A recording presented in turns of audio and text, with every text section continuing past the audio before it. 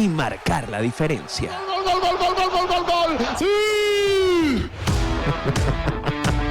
Amigos, estamos de regreso aquí en MVP a través de la señal de la Omega 96.5. Por cierto, acabamos de escuchar un gran tema. Can't Hold Us de Michael Moore y Ryan Lewis junto a Ray Dalton. Esto es un temazo que para aquellos que tal vez la están escuchando por primera vez la puedan disfrutar, porque esta fue una canción que definitivamente marcó un hito en la década de los 2010, pero ahora hay que volver a la materia deportiva. Vamos a hablar de fútbol y vamos a hablar de que faltan 40 días para el inicio del Mundial. Esto no es un simulacro, como dice la gente. Faltan 40 días para el inicio del Mundial. Está cada vez más cerca. El hype está por los cielos. Y entonces, bueno, vamos a hablar de todo lo que hay que saber para esta nueva edición de la Copa Mundial de la FIFA 2026. Todo lo que hay que saber te lo vas a poder enterar aquí en MVP.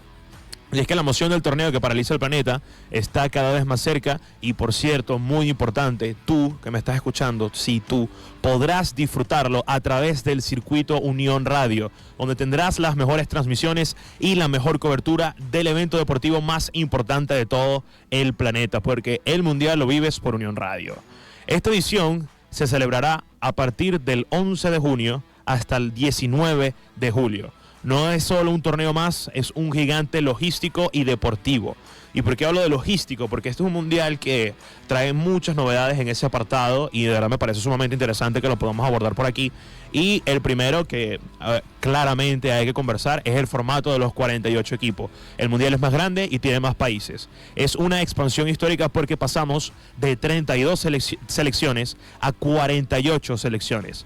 Esto significa un total de 104 partidos, 40 más que en el último mundial de Qatar 2022. La estructura de los grupos también cambia. Habrá 12 grupos de 4 equipos. Clasifican los 2 mejores de cada grupo y los 8 mejores terceros. Vamos a explicar esto porque esto tal vez pueda traer un poquito de duda, sobre todo porque anteriormente eran menos grupos, clasificaban los 2 primeros, los últimos 2 eliminados y ya. Ahora, ¿cómo funciona esta nueva tendencia o este nuevo formato de clasifican los 2 mejores de cada grupo y los 8 mejores terceros? Ahora que son 12 grupos, los 2 primeros de cada grupo van a avanzar, como pasaba antes. Los 2 primeros pasan a la siguiente ronda. Ahora, los 8 mejores terceros, eso va a depender de la actuación de cada país en el grupo. Porque, por ejemplo, si hay un equipo o una selección que empata 2 partidos, mejor dicho, y gana 1, tiene un buen puntaje, tiene 5 puntos. Y tal vez con esos 5 puntos no queda entre los 2 primeros, pero es una mejor actuación que muchos de los otros terceros de los otros grupos. Y si está entre los 8 mejores por desempeño, pasa a la siguiente ronda. Eso es lo que significa los 8 mejores terceros. Eso va a depender del rol de cada equipo. Habrá 4 terceros que no van a clasificar, porque los otros 8 lo hicieron mejor. Entonces eso es a lo que se refiere lo de los 8 mejores terceros y que avance también los 2 primeros de cada grupo. Hay una nueva ronda en el Mundial también. Se añade la fase de 16avos de final. Para ser campeón, ahora hay que jugar 8 partidos en lugar de 7. Anteriormente, en el argot popular del fútbol, había una frase que decía queremos llegar al partido 7. Pero cuando hablabas de llegar al partido 7, llegabas de al menos llegar a las semifinales y estar entre los 4 mejores países del mundo. Porque llegando a las semifinales garantizabas jugar al partido 7, ya sea la final o el tercer lugar. Y en este caso, ahora ya no van a ser 7 partidos, sino que van a ser 8 partidos. Porque van a estar los partidos de la fase de grupo y después van a venir 16avos de final, luego octavos, luego cuartos, luego las semifinales y por supuesto de último la final. Otro detalle importantísimo, ahora son 3 sedes, un continente. Es la primera vez que 3 países que son Canadá, Estados Unidos y México organizan el evento en conjunto.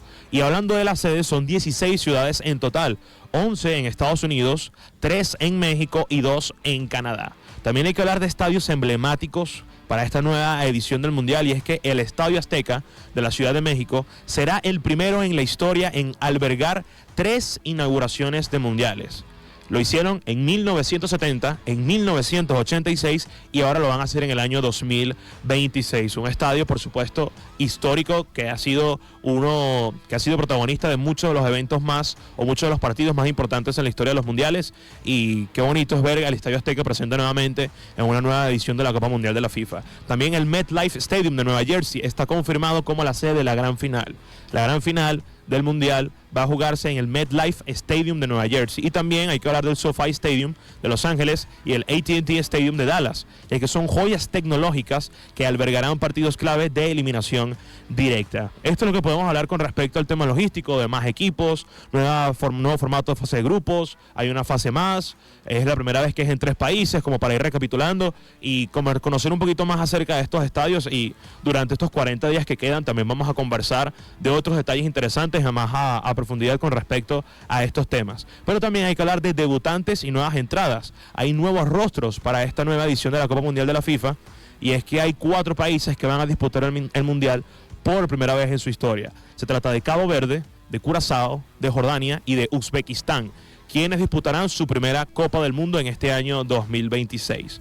Cabo Verde, Curazao, Jordania y Uzbekistán son primerizos en este mundial, y qué bonito también es ver a nuevos países que se suman para la cita más importante de países a nivel mundial en este deporte. Y también un tema que se ha comentado muchísimo, los precios de las entradas. Aunque la FIFA maneja precios dinámicos y han tenido que cambiarlos por ciertas polémicas, se estima que las entradas más económicas, categoría 4, reservada para residentes, arrancan desde los 20 hasta los $50, obviamente en partidos de fases de grupos, mientras que las entradas para la final podrían superar fácilmente los $1,500 y hasta los $3,000 en el mercado oficial.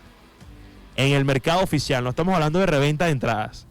Estamos hablando de mínimo $1,500 para ver la final del Mundial en el MetLife Stadium, cosa que, bueno, es un tema también muy interesante que vamos a profundizar en otros programas, ya que la FIFA ha cambiado un poco el modelo de negocio de los ingresos con respecto a esta nueva edición del Mundial, y justamente uno de ellos fue aumentar el precio de las entradas. Pero ahora vamos a hablar de lo que para la gente es lo más importante. Vamos al análisis táctico de los pesos pesados. ¿Quién es favorito para ganar el Mundial? ¿Quién es favorito para quedarse con esta competición? Tenemos aquí una serie de países de los cuales vamos a comentar. Para nuestra visión, para nuestro punto de vista, son los máximos candidatos a ganar el Mundial. Vamos a ir repasando país por país, no tiene orden en específico de si es primero o si es último. Vamos a repasarlos a todos con las mismas posibilidades.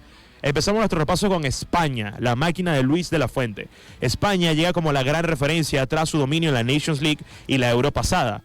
Ya no solo el tiquitaca del pasado, sino que ahora son más verticales y más letales. La nueva figura, Lamine Yamal, a sus 18 años ya no es su proyecto, es el jugador más desequilibrante del planeta. Su capacidad de ganar duelos 1 contra 1 será la llave contra defensas cerradas. Y otra cosa importante con respecto a este repaso que estamos haciendo a los equipos es también analizar cuál fue su actuación en el Mundial pasado.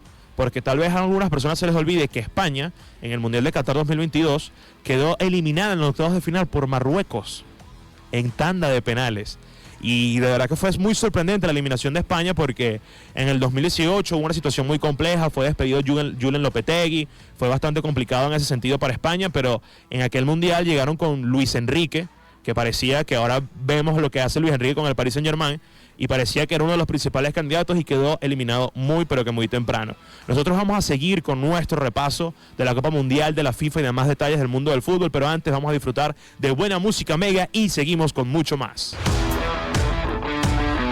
Seguimos disfrutando de MVP a través de la señal de la Mega 96.5. Bienvenidos a la segunda hora, muchachos. Vamos a continuar todo nuestro repaso deportivo y quedamos en el Mundial 2026. Vamos a seguir comentando varios detalles, vamos a seguir analizando a los países favoritos. Pero antes de continuar con nuestro repaso informativo, le quiero mandar un saludo a unas amigas que me están reportando aquí sintonía, a María Laura Bello y a Cris Berusca Bello, que me están escuchando. Y les quiero mandar un gran abrazo, que están aquí muy pegadas a la señal de la Mega 96.5, escuchando y disfrutando del estreno de MVP. Les mando un abrazo, muchachas, mis compañeras de grabación, las quiero mucho, gracias siempre por su apoyo y por su sintonía.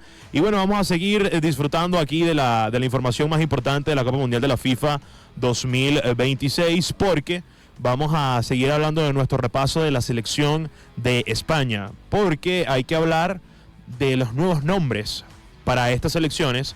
Pero cuando hablamos de las selecciones hacemos un repaso general, pero hay que hablar de cómo fue su actuación anterior, que ya lo hicimos, de la figura, pero también en 4 años salen muchos jugadores nuevos que ya se instalan como figuras ya de los equipos, que no eran figuras hace 4 años, o en el caso de España, por ejemplo, no habían llegado a primera división profesional hace 4 años porque son muy jóvenes, pero ahora ya están instalados como jugadores importantísimos en el equipo. En España el factor X puede ser Pau Cubarsí, Gavi, que estaba regresando a ser un jugador titular en todos los días en el Barcelona.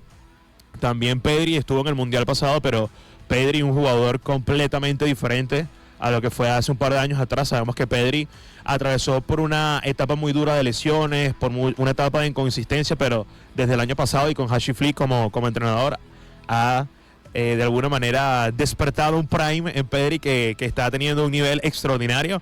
Y claro, si repasamos a los jugadores de España, España claramente tiene que ser candidata a ganar el Mundial por la calidad de jugadores que tiene, por lo bien que juega el equipo con De La Fuente y por lo que han hecho en los últimos años. Ahora, pasando de página de España, hay que hablar de Francia, la profundidad infinita.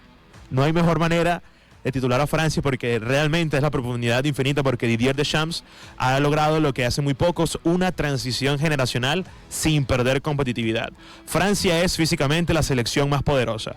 Una de las principales figuras, Kylian Mbappé, capitán y líder absoluto de la selección, tuvo algunos roces, algunas dificultades hace un par de años, no sé si algunos recordarán, que no fue a una convocatoria y mucha gente en Francia lo criticó, pero evidentemente Mbappé podemos decir que es la cara del equipo, no solamente porque sea Mbappé, sino por lo que hizo en 2018 y por lo que hizo en el Mundial de 2022.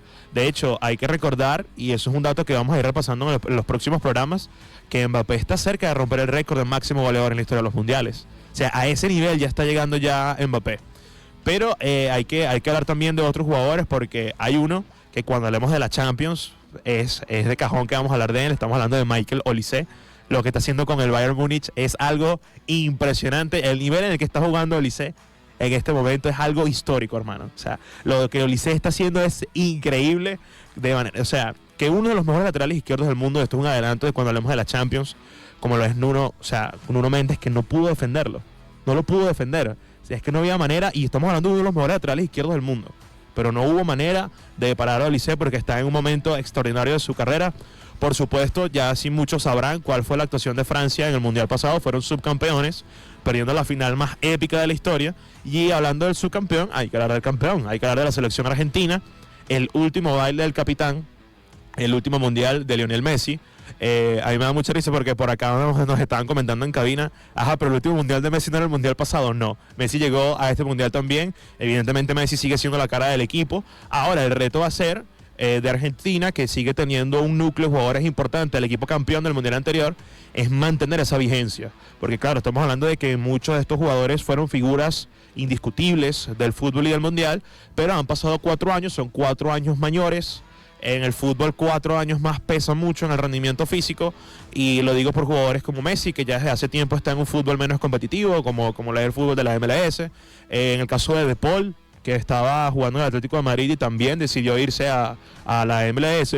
Y de alguna manera las figuras de Argentina, que de alguna manera están pasando como por su mejor momento de su carrera o en el prime de su rendimiento físico, son Julián Álvarez y Enzo Fernández, que claro, para el Mundial anterior ni siquiera comenzaron como titulares, porque de hecho hay un partido muy recordado dentro del cambio de Argentina para ser campeones, que es la inclusión de Julián Álvarez y de Enzo Fernández. Ambos ingresaron en el equipo, de alguna manera no eran los titulares al principio y ya después fueron jugadores indiscutibles durante el resto del Mundial. Hay nuevos jugadores interesantes también en Argentina. Alejandro Garnacho puede aportar en esta selección, Valentín Carboni como nuevos jugadores, Nico Paz también puede ser un jugador importante dentro de este equipo, y yo creo que ese es el principal reto de Lionel Scaloni, que este equipo juegue de la misma manera que jugó en el Mundial pasado, manteniendo la vigencia física de jugadores que ya de alguna manera son un poco más mayores y su rendimiento físico tal vez no sea el mismo comparado con el Mundial anterior. Ahora hablando de Inglaterra, el efecto Thomas Tuchel. Con el cambio de mando técnico, los Three Lions han abandonado la idea conservadora de Gareth Southgate para hacer un equipo mucho más agresivo en la presión. La figura, Jude Bellingham. Bellingham ha tenido un año muy, muy complicado en el Real Madrid, pero Bellingham está llamado a ser una de las caras de este equipo. La actuación de Inglaterra en el Mundial pasado, cuartos de final, eliminados por Francia. Quedaron eliminados con un rival gigante, no hay mucho más que decir porque evidentemente Francia jugó un fútbol extraordinario, llegó a la final, no la ganó, pero en un duelo de gigantes ya realmente cualquiera que pase va, de alguna manera está bien, porque cuando se da esa clase de partidos sabes que cualquiera de los dos puede quedar eliminado. El factor X, como un jugador llamado a dar el salto y ser cara del equipo, Cole Palmer. Palmer también, un año muy complicado para el Chelsea, pero sabemos de su frialdad para definir, pero realmente me parece importante poder hablar de esto de Cole Palmer, que puede ser un jugador importante para este equipo. Y aquí uno de los países que para mucha gente le hace mucha ilusión que puede ganar su primer mundial, a ese nivel estamos hablando, hay que hablar de Portugal, el equipo que tiene demasiado talento en cada línea. Bajo las órdenes de Roberto Martínez, Portugal es quizás la selección con más nombres de élite por posición, buscando un equilibrio entre la veteranía de CR7 y la juventud de muchas de sus nuevas figuras. Como las nuevas caras de Portugal, que Bruno Fernández en este caso jugó el mundial anterior, pero Bruno Fernández puede ser como la nueva cara ya con Cristiano en la etapa final de su carrera. Ya después podemos hablar de Joao Neves, de Nuno Méndez, de Vitinha, de jugadores que sin duda alguna son de los mejores del mundo en sus posiciones. También no podemos olvidarnos de Rafa Leao y de Joao Neves. Y por supuesto, ya también para terminar nuestro repaso, Países Bajos, la resiliencia ante las bajas, porque tienen una baja sensible con Xavi Simons, jugador del Tottenham, se rompió los ligamentos cruzados, va a perderse el resto del año. Por supuesto, una de las caras del equipo, Virgil van Dijk, son dirigidos por Ronald Koeman, un equipo que históricamente siempre ha jugado bien el Mundial, que bueno, que ha llegado a finales, no las ha ganado, pero es un equipo que siempre compite en esta competición. Y por supuesto hay que hablar de Joshua Zirkzee como jugadores que pueden dar el salto y ser importantes en este equipo, y también por supuesto de Jeremy Frimpong. Este ha sido nuestro primer repaso. Les prometemos que a lo largo de los siguientes 40 días vamos a seguir hablando del Mundial y vamos a seguirles llevando muchísimo más detalles, porque Unión Radio les ofrece a todos ustedes la mejor cobertura para esta nueva edición de la Copa Mundial de la FIFA 2026. Hablar del Mundial es lo máximo, definitivamente hablar del Mundial es lo máximo, pero también ¿qué es lo máximo? Escuchar buena música Mega. Vamos a disfrutar del tema Tocar el Cielo de Sylvester y La Naranja, y lo escuchas por la Mega donde sea.